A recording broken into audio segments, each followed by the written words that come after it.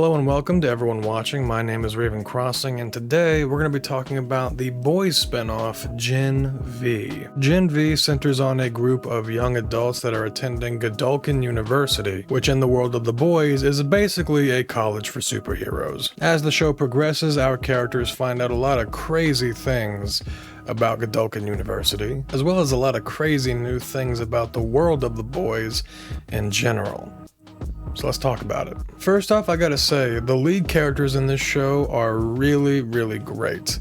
They're very complex, all of them are very well written, they feel very natural, and a lot of that is credit to the actors that portray these characters. I don't think there was a single weak link in the cast, they're all very good. Standouts for me were probably Lizzie Broadway, Maddie Phillips, Chance Perdomo, and Patrick Schwarzenegger, funny enough. Everyone's good in the show, but those four actors for me really brought me into the show and made me buy the crazy things that these characters were being forced to go through. Also, if you're a fan of the comics, Gen V has a lot of really cool reinterpretations of characters from the comic that make a lot more sense not only within this world, but also just in general. No spoilers, of course, but there's a lot of really cool character introductions that I really appreciated. Especially given that, if you ask me, the boys' comics are not that good in my opinion. And a lot of these characters just kind of come off as shock value for the sake of it. So it was really cool to see these characters being reinterpreted in a way that was not only more mature,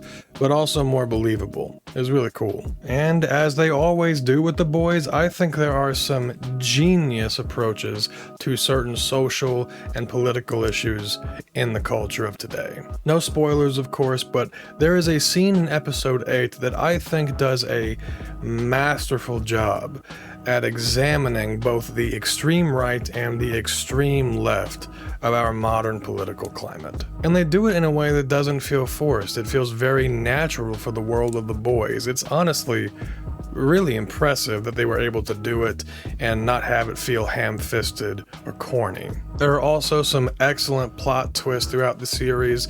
Much like The Boys, you're never quite sure where the show is going, but when it gets there, it all makes sense and it's really satisfying. Which leads into my next point. The finale of this season was absolutely awesome. I won't give any spoilers, I won't even imply any spoilers, because frankly you need to see it for yourself, it's just that good. And it has huge implications for the world of the boys moving forward. Just so you guys know, this is not just a one-off show that you can skip. I really do think it's vital that you watch this before you see season 4 when it supposedly comes out next year. And this kind of goes without saying, but the show is very well shot, the VFX are really good for a TV show, and the music and sound design is really excellent. The music fits the show perfectly without overshadowing the other things within the scenes and the show as a whole. However, it's a sad truth of this cruel, dark world that nothing in life is perfect, and I'm afraid Gen V falls into that category. I think a lot of the fight scenes are just straight up edited poorly. There's a lot of very strange cuts. Sometimes it's cutting too fast. Sometimes there are very obvious cuts to save money on visual effects shots. And it just kind of got annoying after a while. I understand it's a TV show and they don't have the same money as a big blockbuster or anything, but I don't know, I feel like there's still basic rules of editing that you can follow and still maintain a fairly low budget when it comes to this kind of thing. When it gets to the point that I genuinely can't tell what's happening, that's when it becomes an issue for me, and unfortunately that happened quite a few times while I was watching Gen V. And throughout the show, there is some kind of pointless college melodrama that you don't really care about. Most of it is in the first half of the show before the main plot really kicks into motion. But even in the second half, these melodramatic moments still find their way into the main story, and honestly, I just wasn't there for it. I was not interested. I thought the main story was way more interesting. So if this ever gets a season 2, I hope they tone that down. And I do think some of the social issues are a bit overplayed. For example, there's a character in the show named Jordan who is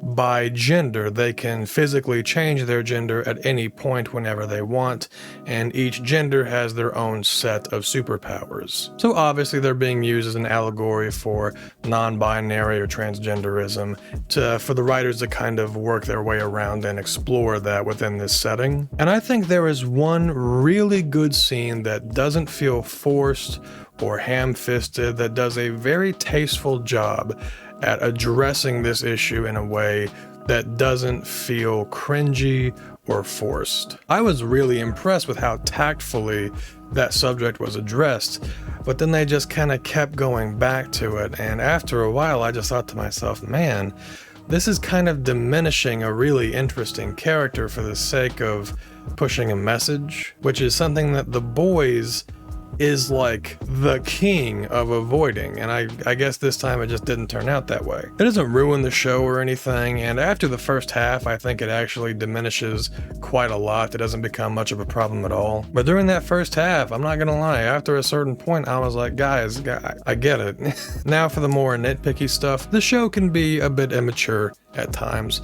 A lot of dicks in this show. Even more than in The Boys Season 3, which was impressive. I guess it's not horrible or anything, but it honestly just came across as shock value, and that's just not something I'm a big fan of. I know some people don't care, they find it funny, but me personally, I just didn't jive with it. And finally, there is some weird dialogue throughout the show. It almost feels like adults trying to write for young people, and it comes across as very stilted and unnatural and kind of awkward. I don't think any of it's outright bad, but it's certainly strange when you hear it. So yeah, Gen V I think is a really awesome spinoff of The Boys. It does a really good job at setting up The Boys Season 4 as well as expanding the world of The Boys, and I cannot wait to see what else they do with it.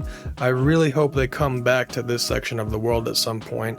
I find it really interesting, and I think you can do a lot with these characters. And this first season was pretty great all around. Sure, it wasn't perfect, but I mean, hey, what is? And I don't think it's as good as The Boys, but that being said, it's not The Boys. This is very much trying to be its own thing, while existing within the realm of The Boys, which I think is really impressive that they were able to do that and do it well. And for that reason, I'm giving Gen V Season 1 an 8 out of 10. It's really good. If you can find the time, I recommend giving it a watch. Just be ready for the dicks. You're gonna get a lot of that.